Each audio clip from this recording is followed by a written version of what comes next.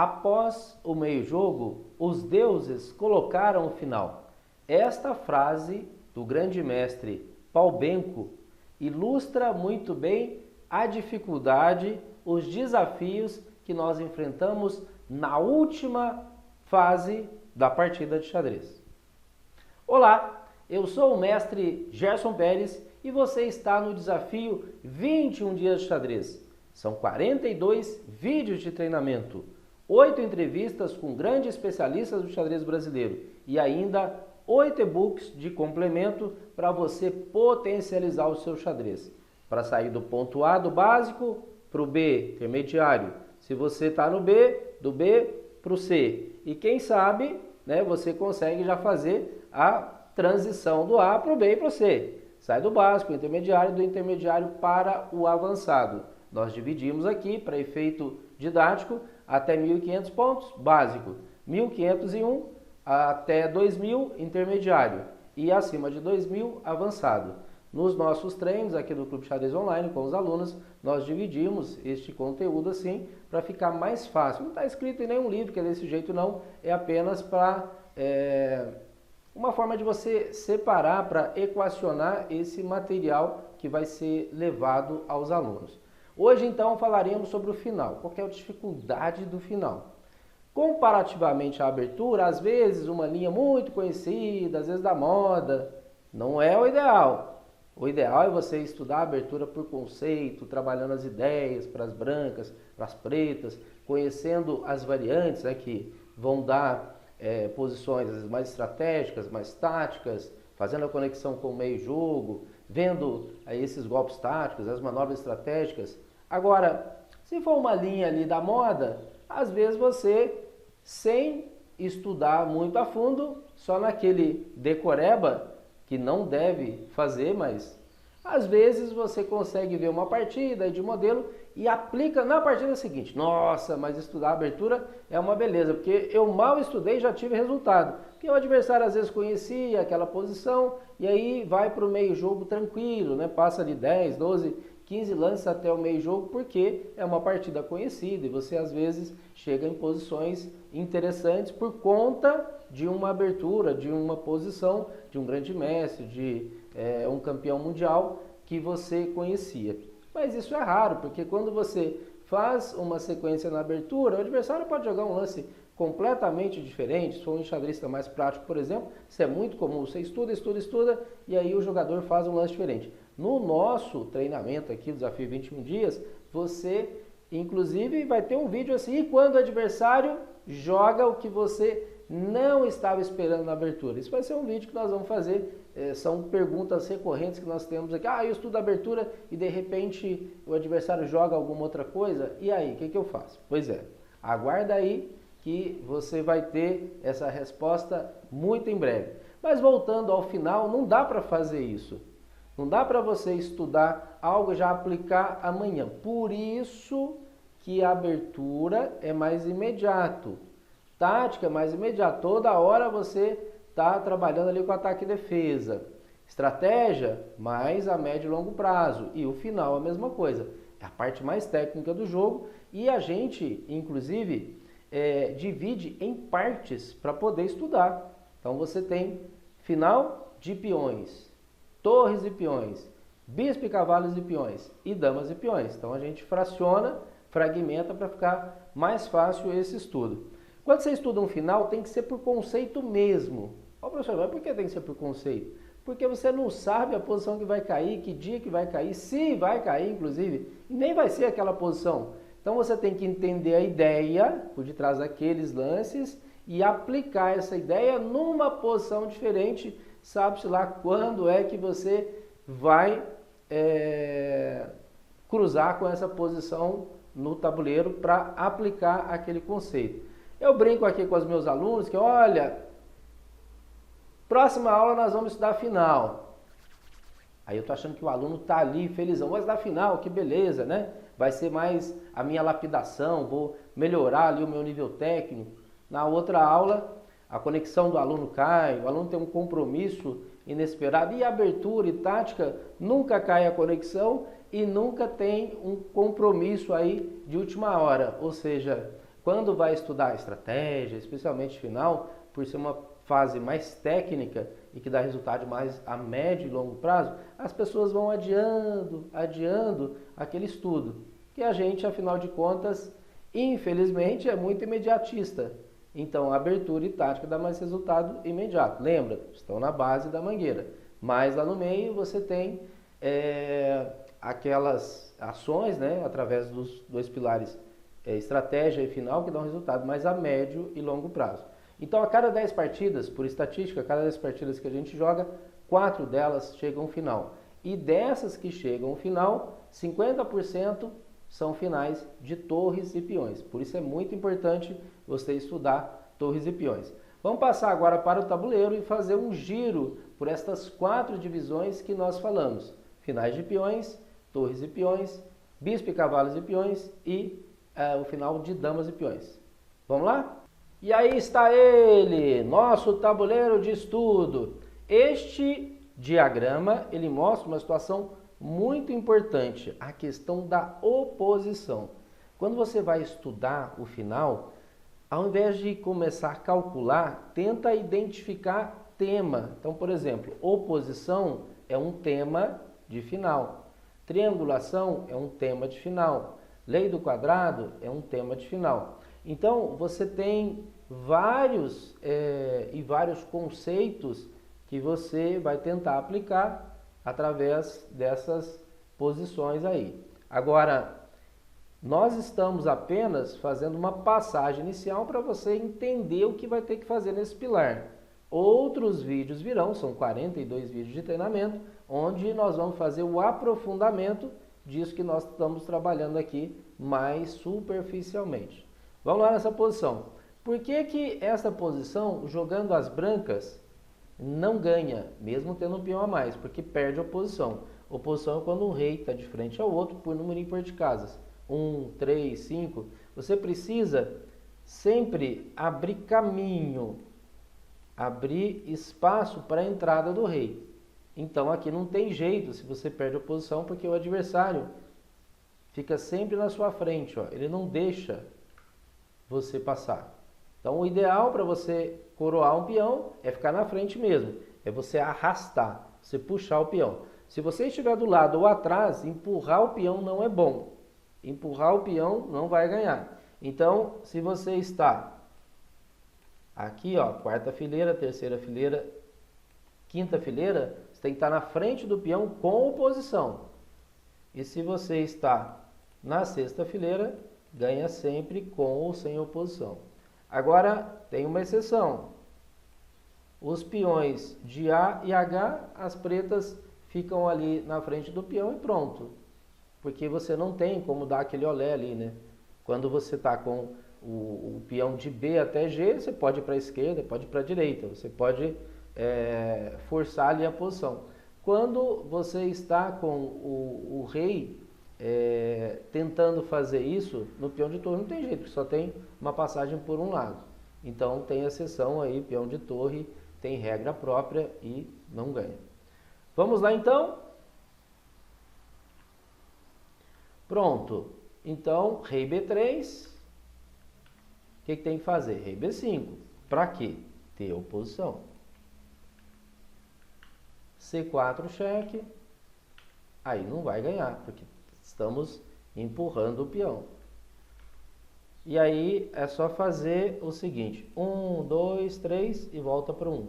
Então, 1, 2, 3, 1, 1, 2, 3, 1. O que é isso, professor? Casa na frente do peão é melhor. A segunda casa imediatamente à frente dessa. E a terceira casa, aquela onde o rei vai ganhar a oposição. Então vamos lá, ó.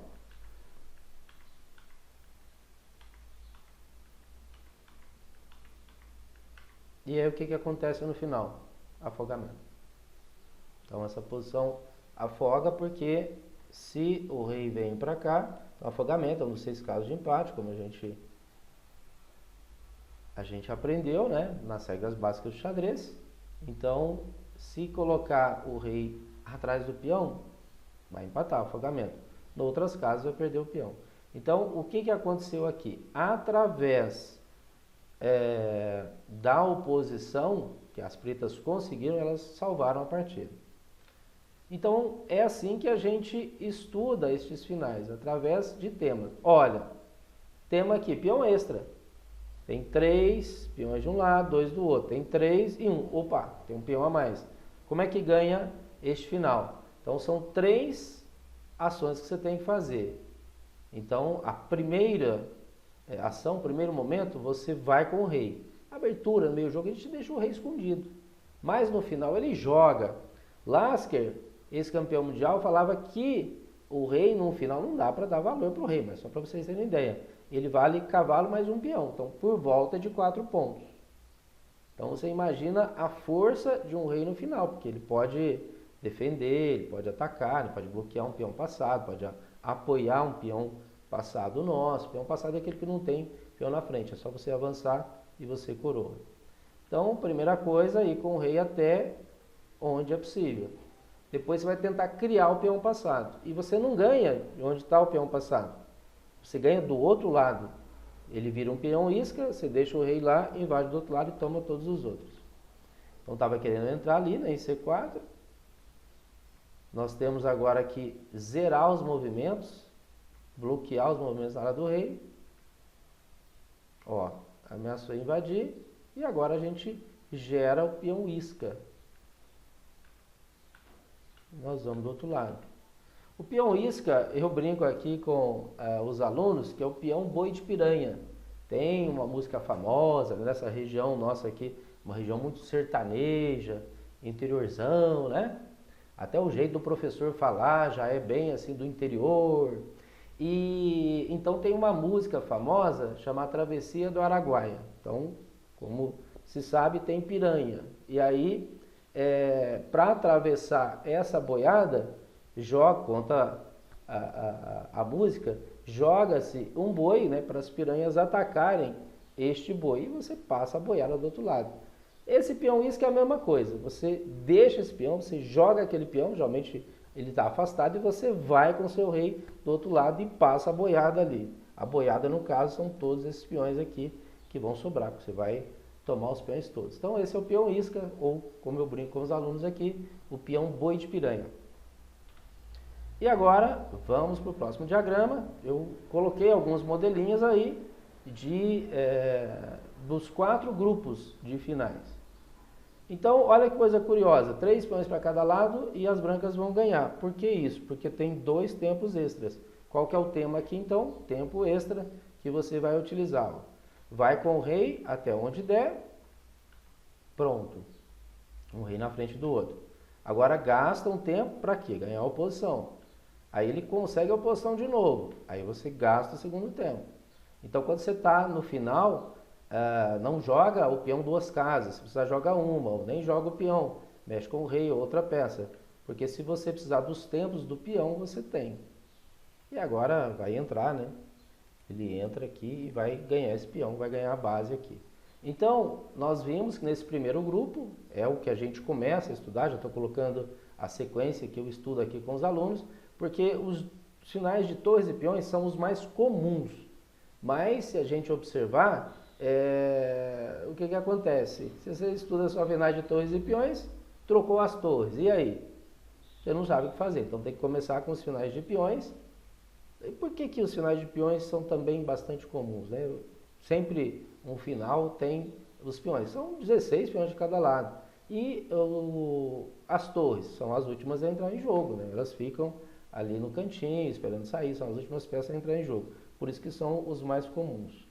Então agora nós vamos passar para um final de torres e peões. Essa é a famosa posição de Philidor. Então, Philidor, na época considerado o melhor jogador do mundo, ele tem um estudo de 1777, onde ele mostra uma técnica defensiva para as pretas. Como é que é isso? Ó? O branco vai tentar invadir com o rei, né, para avançar o peão, aí dá o cheque, o rei defensor fica aqui na linha do peão, e quando esse peão pisa na cesta, a gente vai para a oitava e começa a dar cheque. Então aqui vai sempre dar cheque e não tem jeito. Para isso, precisa está livre, precisa estar livre aqui. Nós temos 4 fileiras entre o peão e a torre. Se tiver 3, já dá, ou seja, não dá para você defender o peão com o rei e ao mesmo tempo atacar a torre. Ok? Depois, né, nos próximos vídeos, nós vamos fazer aprofundamento disso. Eu só estou fazendo um giro pelos finais para você entender a dinâmica, a logística desse estudo que nós estamos propondo aqui. Agora, essa é uma posição famosa também, é a ponte de Lucena. O rei, que deveria estar aqui, é o rei das pretas, ele não conseguiu chegar ali, mas ele fechou a saída daqui e a torre fecha a saída de cá. Como é que esse peão coroa? É dessa forma aqui, ó. Você dá o cheque e afasta. Ah, professor, mas não pode jogar aqui? Não pode, porque aí joga esse, não vai ter o cheque, porque o rei próprio atrapalha, e aí coroa. Então agora está 2 colunas. E esta, então, é a manobra chave para a ponte de Lucena. Porque agora, ó, ele vai sair em campo aberto, vai levar um monte de cheque, mas a gente faz a cobertura, faz a ponte. E ponte, né, possibilita a passagem. Pronto, temos uma nova posição aí, onde o que simboliza este diagrama é a torre ativa das brancas e a torre passiva das pretas. Então, quando o peão está até a 4ª fileira, tudo bem, né? Você pode deixar a torre lá. Agora, quando ele passa para a 5ª fileira, você deve ter essa torre atrás. Isso por conta de atividade, né? Toda vez que vai avançando esse peão, vai diminuindo o raio de ação da torre defensiva. E se você estiver atrás, toda vez que vai avançando, esta torre, então, amplia o seu raio de ação. Torre A4 é o lance-chave e agora vamos fazer a aproximação do rei. Ele vai invadir ali na ala do rei. Nós não estamos fazendo análise, né? Porque eu só estou mostrando para vocês conceitos. A ideia é que o conceito vai definir a ação que nós vamos fazer, a sequência de lances. Então, nós não vamos gerar análise disso aqui, apenas mostrando o conceito. E aqui, dá o cheque de novo. E a ideia, então, é torre F4 e aí vai cair os peões todos.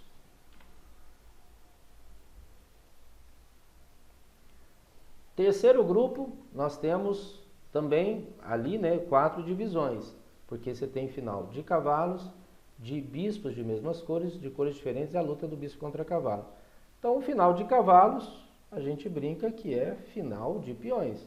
Se você troca os cavalinhos aí, não é tão difícil gerar essa troca, você tem um final fácil de entender ali, se é ganho, se é empatado com o peão. Então, eu quero coroar esse peão, mas tem um cavalo que não deixa.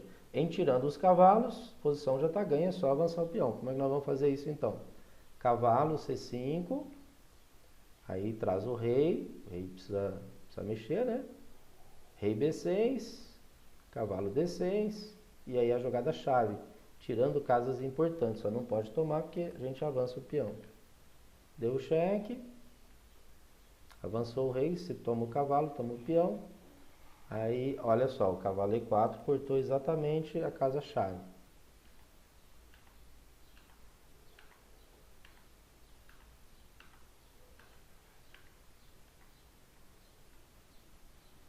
Então, muitas manobras até conseguir ganhar o tempinho e avançar o peão. Então, nós vamos fazer um aprofundamento disso, mas para vocês entenderem, então, que o cavalo, na borda do tabuleiro, ele tem dificuldade de fazer manobra. Por isso que peão de A e de H, o cavalo tem dificuldade para defender esses avanços. Se está numa região mais central, você tem mais casas para manobrar esse cavalo, então é mais fácil a defesa.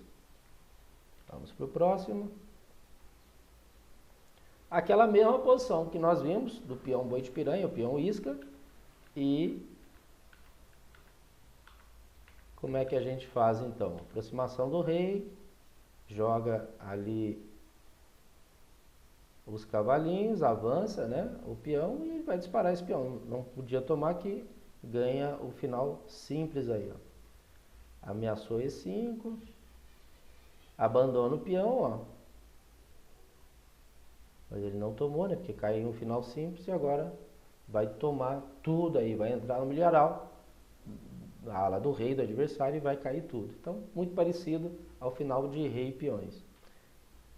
No finalzinho agora de bispo, eu quero coroar esse peão. Como é que eu vou fazer? Tem que fazer uma manobra. Ó. Quero passar ali para o outro lado.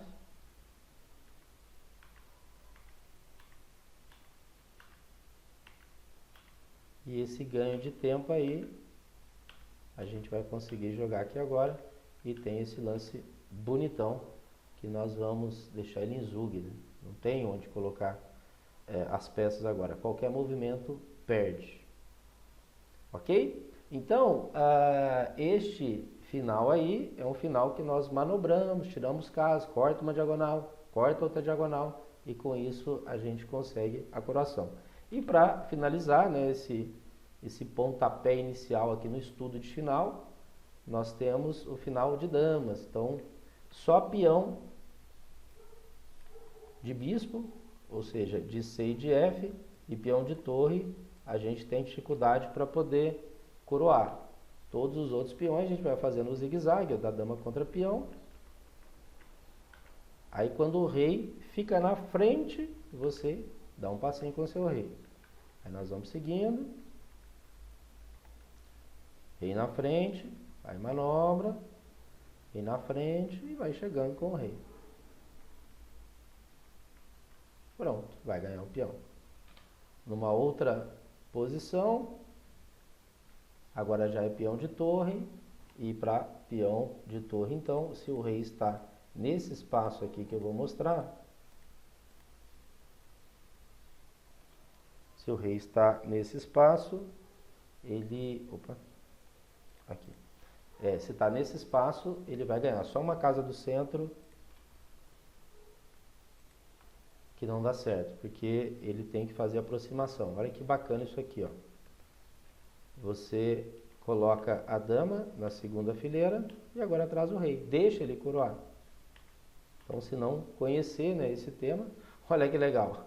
Quero que toma de dama para poder afogar, mas aí é só tomar de rei e dá tudo certo. E para a gente finalizar, ó, 5 peões contra 4. E aqui tem a importância da atividade do rei. Então vai cair o peão, valorizou o peão passado. E nós temos a atividade do rei e da dama aqui. Pronto. Então, pessoal, só aí uma passada rápida, um giro por esse pilar tão importante que é o final, onde a gente converte as nossas vantagens e tenta salvar posições inferiores. Próximo pilar que nós vamos tratar é meio jogo, já é lá a pontinha, né, a última parte da mangueira, onde a gente geralmente tem conhecimentos ali mais aprofundados do xadrez e são pilares um pouco mais difíceis, que exigem bastante estudo.